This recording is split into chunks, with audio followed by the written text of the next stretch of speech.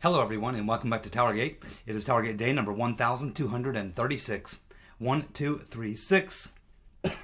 Tuesday, September the 1st, 2020. Thank you so much for tuning in. Okay, so not a whole lot of Spygate news today, but let's go ahead and talk about just a couple of things here. Somewhat Spygate related, I guess, because we follow the Flynn case and it's directly a result of the Spygate story. So let's continue on, and it's just more bad news in the Flynn case. It's just, I don't know, watching this case for so long, like so many of you every turn that this case takes, you literally can't believe it, that you're watching a situation that you just never thought could happen. And you think, well, okay, maybe this happens in a local jurisdiction, a case that no one hears about, but this is a case that's being followed internationally. This is a case where so much evidence has been brought out in the past 6 months. You have a special U.S. attorney who is appointed to look into the case. He presents the evidence. He shows that clearly Flynn was set up, and remember, the entire initial reason that they prosecuted Flynn was to say that he lied about the sanctions, when in fact we get the transcript released from Jeff Jensen, thanks to Jeff Jensen, and we find out that he didn't even discuss sanctions. He supposedly lied about talking about sanctions when in fact they didn't even talk about sanctions. And they supposedly investigated him because he was meddling in Obama's sanctions policy, when in fact we now know that he did not even discuss the sanctions. And there's many other things. But that was the entire impetus for all of this.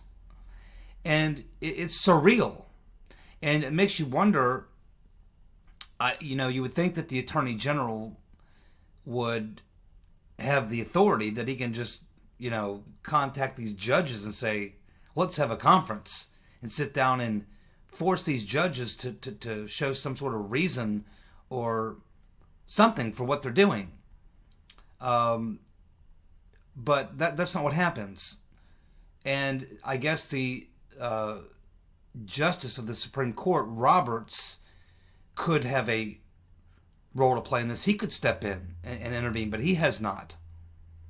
It's just, it's allowed to continue to go on and on and on. And so every time we think, well, it's going to go to the appeals court, they're obviously going to correct the situation. If anything, they're going to look at Judge Sullivan and say, hey, this guy's got clear bias. He needs to be off this case.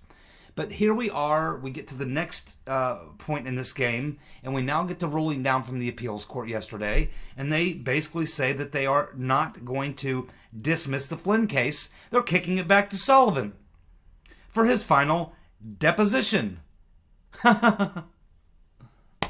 They keep Sullivan on the case.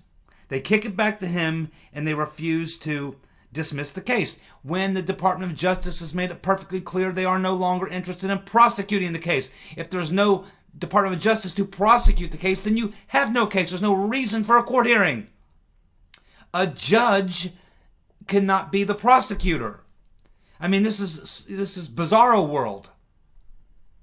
And you don't have to be a lawyer to understand this. This is really some basic stuff.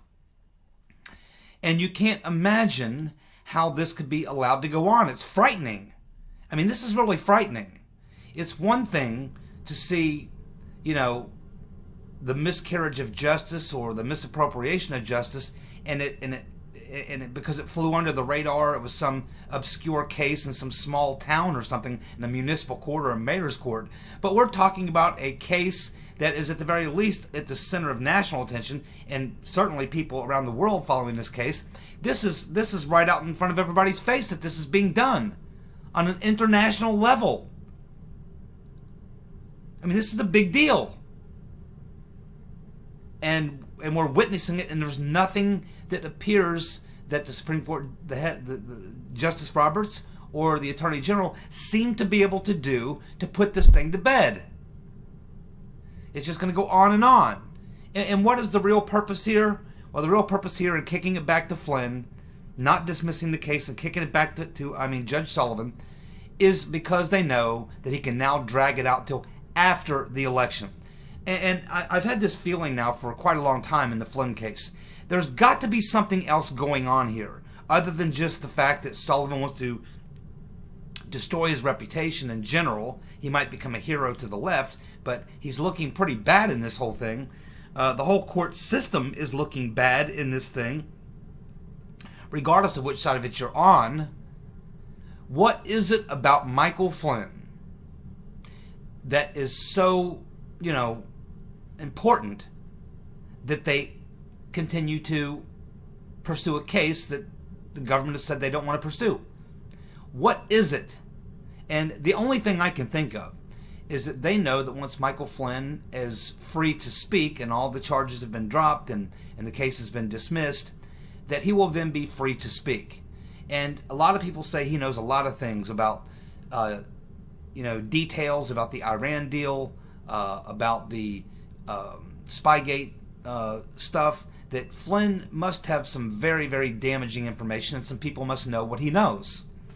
And that they must fear that he could do tremendous damage to either Obama's legacy, maybe some potential candidate like Biden being part of the administration, could hurt his campaign, that Flynn could come out with some information that could be just, very damaging to the Democrats in an election year, that he could expose some facts about the Iran deal that could be damaging. I mean, there's some reason it appears to me that the whole game here, the way this is being drug along, is to keep Flynn muzzled. That's what this appears to be to me, because I can find no other logical reason other than just personal vendetta. Now, it may just be a personal vendetta from Sullivan personally and his left-wing friends against Flynn. But as far as I know, Flynn doesn't know Sullivan. I don't know. It seems like this is coming from somewhere else. Like this is being directed from somewhere else. Like Obama, friends of Obama, establishment Democrats. There's something behind the judicial group here, the judges. There's something behind them that's very powerful, and it has a lot of influence and is driving what they're doing. It's frightening because, if they can do this to a three-star general, former national security advisor, director of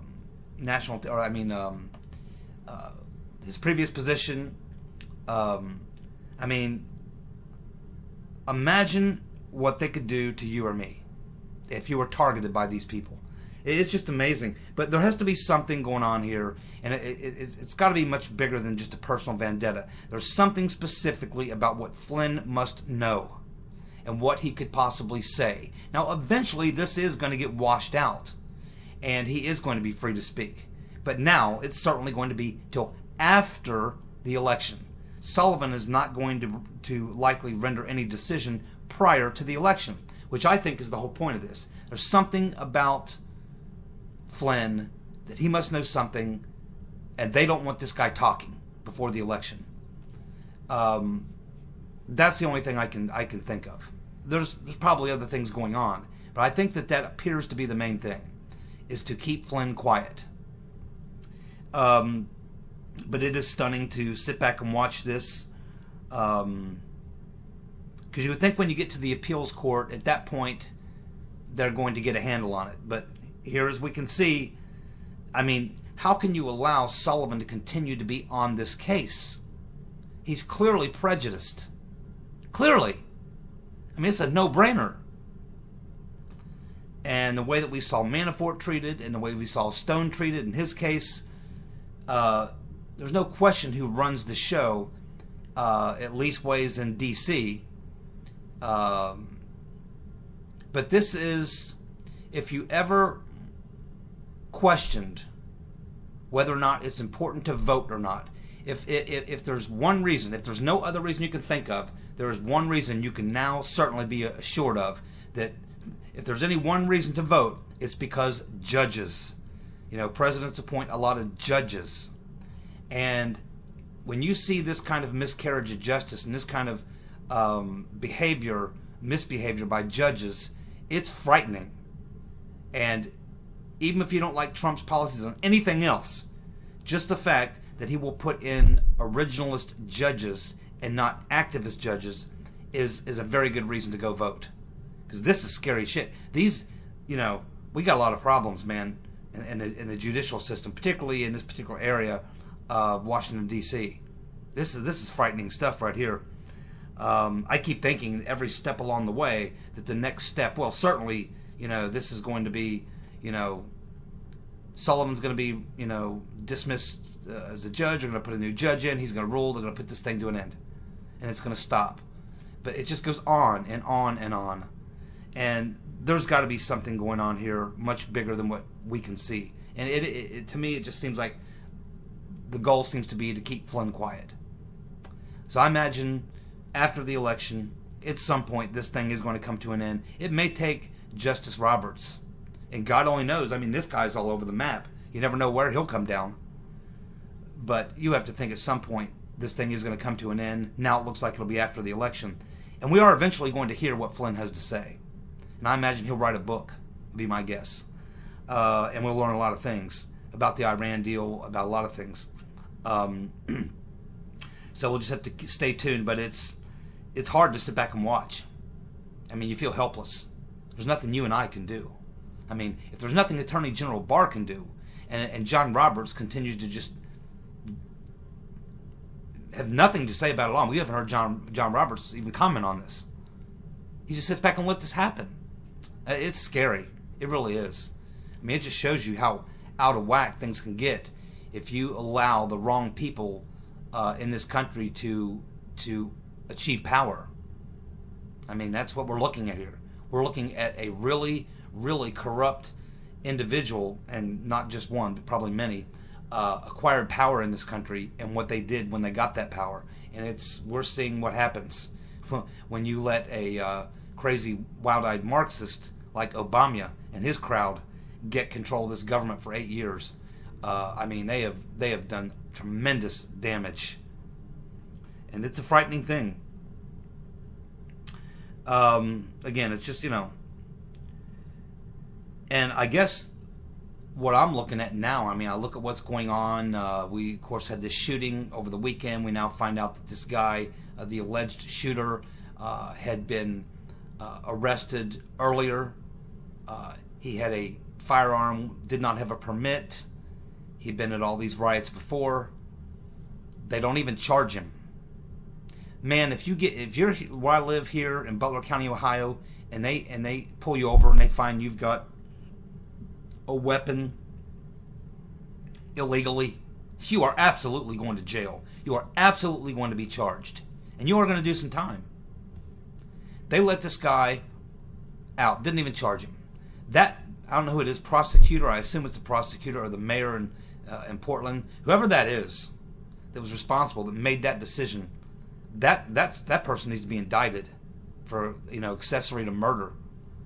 I mean, and I don't want to scare the hell out of you or anything, but just consider what I've been thinking about the last couple of days as I'm watching not just the Flynn case, but the shooting and what was done there and everything that we've been seeing over the past few months, what happened with Spygate, the way that this whole thing is playing itself out.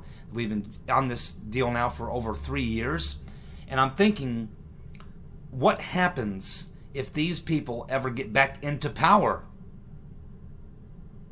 If these people ever get back into power, I mean, they have the technology to literally build a database on every registered Republican in the country, or anyone who's voted for Republican, anyone who supported Trump, anyone who owns a firearm, anyone who went to a Trump rally, anyone who involves himself in any patriotic organizations. They could literally build a database of millions and millions of people in this country that they could target. And is there any doubt in your mind right now that they would do it and punish you? I mean, we saw what they did to Tea Party groups. We saw what Obama did to conservative journalists, spying on them. We saw what they did in the Spygate fiasco. We see what they're doing to Flynn. We saw the swap raids on Stone and Manafort. I mean, they punish people who disagree with them politically. They don't believe in a free exchange of ideas and a debate or anything like that. They believe in destroy and punish the people who disagree with you. These are hardcore Marxist. The people who described Obama as a hardcore Marxist were absolutely correct. People like the Rotten Reverend Clinton. These are evil freaking people. And God help us if these people ever get back into power. I shudder to think what they will do with the technologies they have. And now, having had Trump president, hopefully for 8 years, at some point, these crazies will probably get back into power. And I can assure you that from what we've seen from this bunch, they absolutely will target. And I'm talking, you know, I mean, you hear these people talk sometimes, the Bernie Sanders folks, the radical ones, and the Bernie Sanders, they actually talk about, you know, internment camps, concentration camps, executions for people who support Trump. Republicans. If they don't buy the commie line, kill them. Throw them in internment camps. These people are dead serious. They are. God help us if these people ever get power. Whew.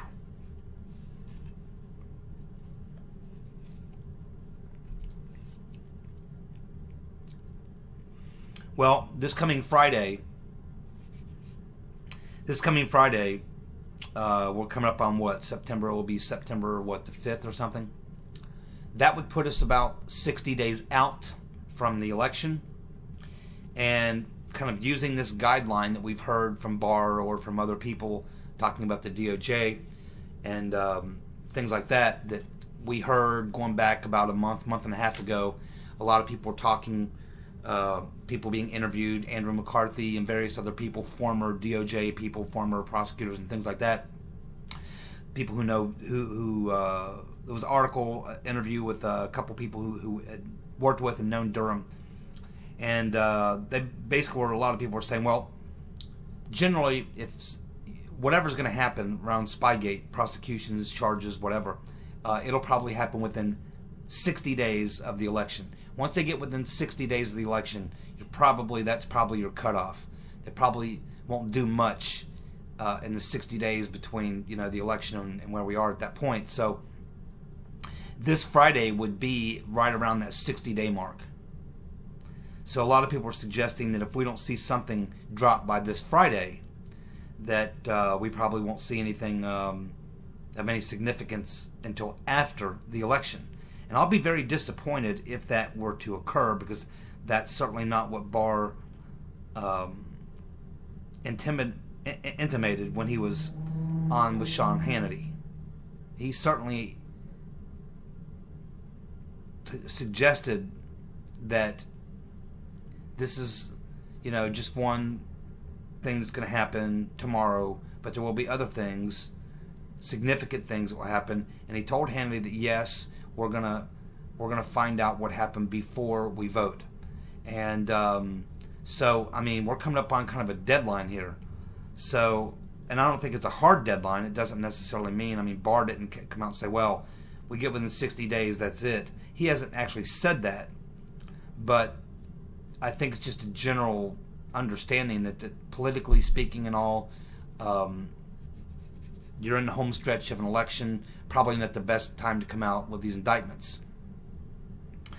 So I don't know what will happen, but we'll all be watching very closely this week, today being Tuesday, and supposedly by this Friday we're within that 60-day window of the election, which we're being told by, you know, people who have some experience at this, that it's very unlikely we would see anything real significant like charges on Comey or Brennan or any of these people occur within 60 days of the election. So anyway, that's just something to keep a heads up on. Friday will be my last video for a while because I'm going on vacation. So yeah, I mean, I hope something happens on Friday. But I don't know. I'm not getting any indication that that's going to happen. So we'll just wait and see how that works out. There was a pretty good article by Brian Cates. I think Technofog picked up on this. Other people picked up on this. It's something that we heard.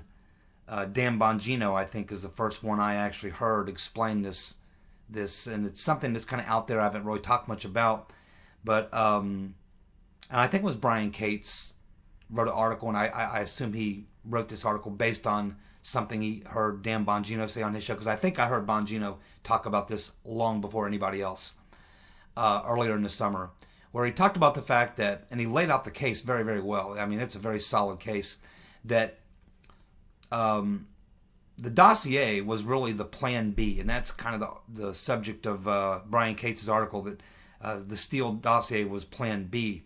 And there's a lot of evidence that would back this up, and I think Dan Bongino laid it out beautifully. You can see that kind of what went on in the summer of 2016 is that they're trying to set up Papadopoulos. They're throwing spies at him. They got this whole game that they're running on Papadopoulos. And it all culminates into midsummer, and they're throwing these informants at him. And he was supposed to drop the information, the ticking time bomb that MIFS had dropped on him. But he does the complete opposite.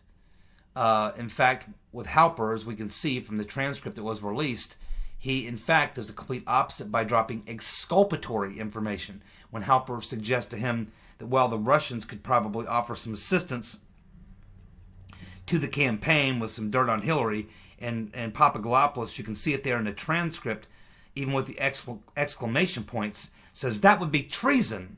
That would be treason. We would never do anything like that. I would never be involved in anything like that. What are you talking about?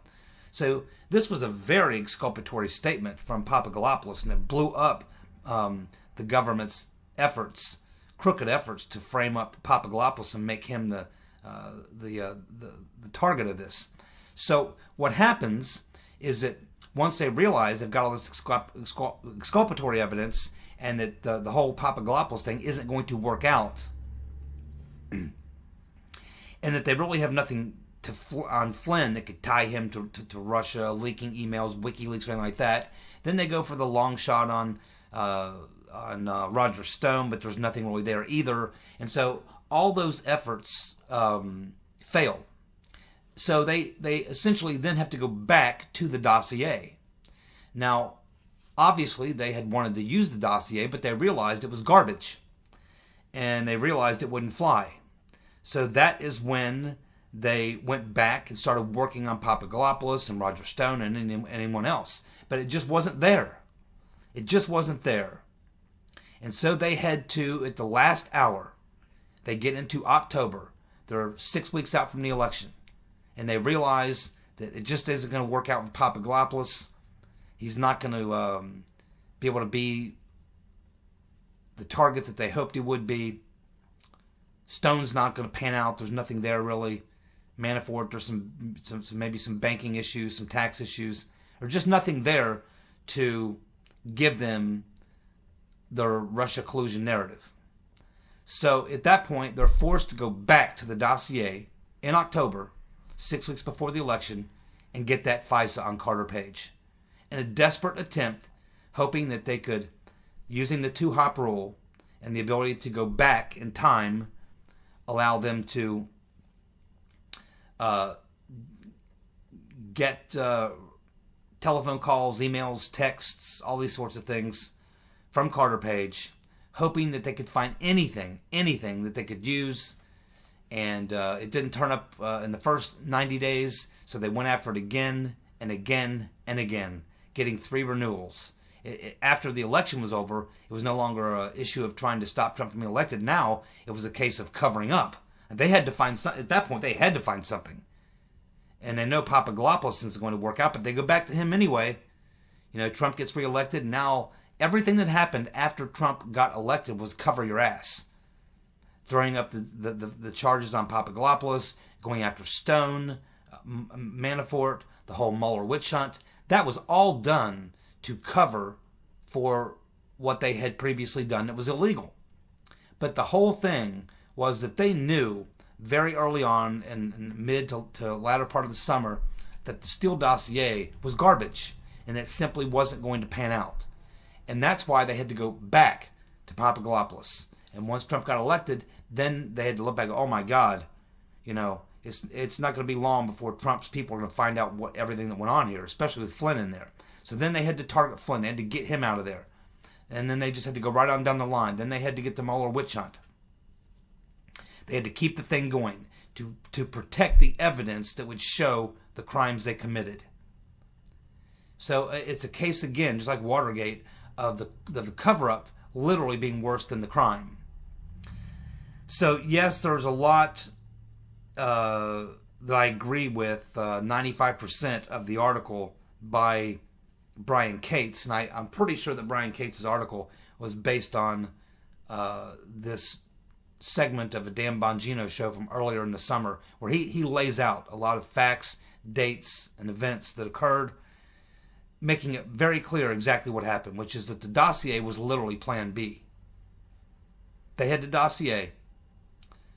First they were going after Papadopoulos. Then he doesn't work out. Then they have to go to the dossier. I mean, and I think the facts bear that out. And then once all that failed, they get into the first of the year. Trump's inaugurated, and now they got a really big problem on their hands. They got to cover everything up. And this is what John Durham should be proving with the witness testimony, documents, and everything else. It's pretty clear. It's not hard to see. It's very, very clear. So I guess some of you read that article by Cates, or maybe listened to the Dan Bongino show and heard that segment where he lays it out, but it's very well done.